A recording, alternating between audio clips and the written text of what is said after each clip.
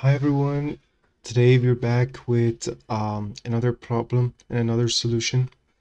I have attached my Raspberry Pi to my TV via HDMI, but it's hard to work with TV sometimes. And for example, when somebody's watching TV, I don't want to just switch the input to a HDMI and interrupt their watching or anything. So basically, I want to access to the graphic user interface of my Raspberry Pi, and I want to see it remotely and work with it. And this also works when you don't have it attached to anywhere, and it's just on, connected to your Wi-Fi. Um, it's plugged in and turned on, and you just want to remotely get connected to it. So the way we're going to start is kind of dependent on a previous video that we have worked together.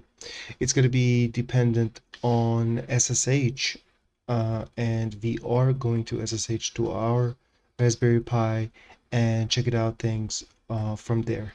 And there are specific um, commands that we need to run via SSH, and then there's a program that we need to download called VNC Tiger, and through that we can um, see our desktop, our Raspberry Pi desktop. Yeah, so here I have two terminal open, and one is not really important. Two on the right we are going to work with. The first one is my laptop, and the second one is the Raspberry Pi I have SSH'd into. And what we need from Raspberry Pi is a command called raspi-config. So when we run this and we come to interface options, we will see something called VNC enable disable graphic remote desktop access, and that's what we want. We want to have a remote access to our Raspberry Pi so we can type, use our mouse, and technically have it all in our in front of us. So when we enter this setting, it will ask if you want to enable or disable it, and we say if you want to enable it, yes. And I already have enabled it before. VNC Server is enabled now. Beautiful. And we are done with this part, so I'm going to tab and then click right button and then finish. I'm going to enter that. So the VNC server is enabled on Raspberry Pi, and that's all you need to do for the Raspberry Pi. For the client side and the program that you need, it's called VNC Tiger. I'm gonna open up a browser and I'm gonna show you VNC Tiger. I have VNV VNC Tiger. All right. Yes. So that is the program that we need to run. And the easiest way to run this is just it's better if you download .jar file and run it via Java. So I have an alias created from before. This tells you how to download it and how to install it. I can create another video for it if you want. Leave the comment below if you want me to show you how to install this, but it's pretty straightforward. You come here, you better not install beta if and go to the latest and the most stable one. And well, there's a source code, and there's also a link from the source forge. You can also go into that, and Ubuntu 22 and ARM 64 is mine. And there's a deb. I don't want the deb actually. What I want is the jar file. Yes. So this is what I want. VNC viewer 1.31.jar. This is what I need to work with. And I can just show you how to run this. So if I open up again, and if I check my aliases, and what I need from it is the one with the jar in it. All right. So there is an alias I created called Tiger VNC, and it open up this jar file using a Java, and here's the address to it. It's a VNC viewer, as we saw here, 1.13.1, the jar. And when I run this Tiger VNC, which is the same command, I'm just creating aliases for an easier way of use. When I run this, this will pop up. And here is my IP to my Raspberry Pi. And if I don't know this, I can just, well, I can see it here, but if you don't know it for any reason, hostname dash I, oh, sorry, dash capital I, and it just tell me where that is. The second one also works, but this one is on Wi-Fi and this one is on Ethernet. Doesn't have any difference for us. Just want to work on Ethernet. Yeah, but it doesn't have any difference. Anyway, so when I enter the IP and enter connect, authentication failed. That's new. It is definitely new.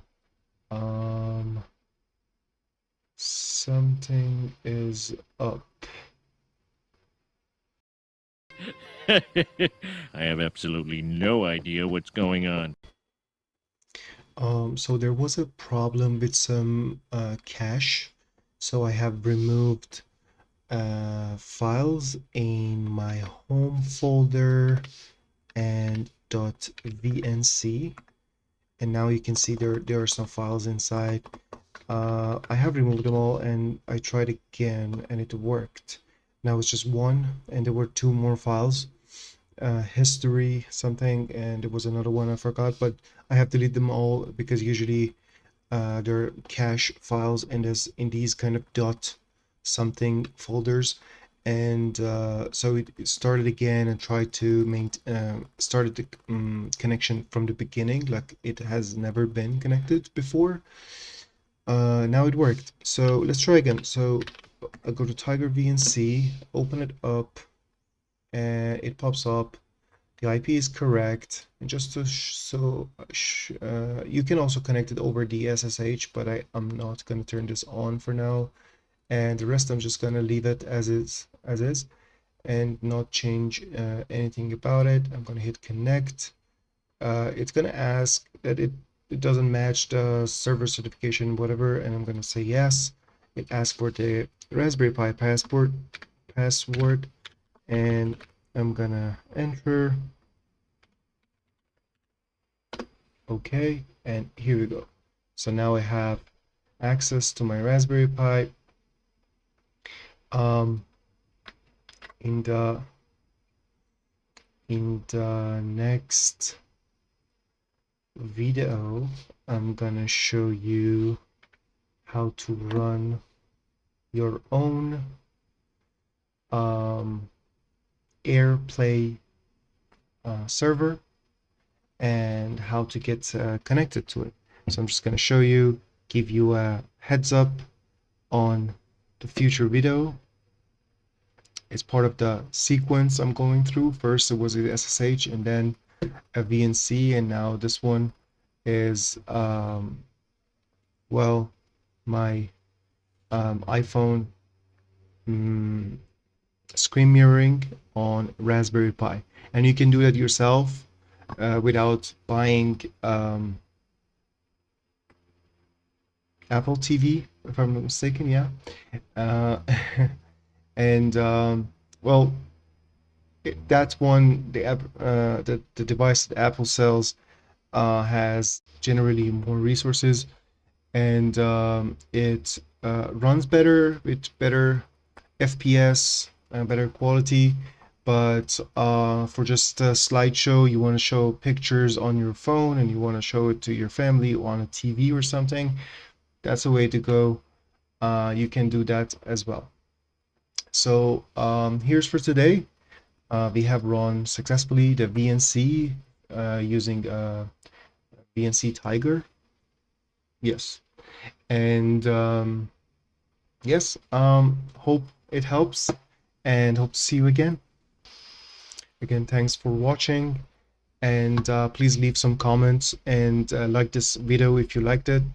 Let me know for future ideas if you want anything to be explained, if you want any project, do it yourself, if you want to see me struggling in the middle of the way, like this cache problem that happened before. Yeah, so if you need me to explain anything, just let me know. I would be happily explain it. And if I don't know it, I would learn it. I'll come back to you as soon as possible. Hope to see you again. Have a good one. Bye.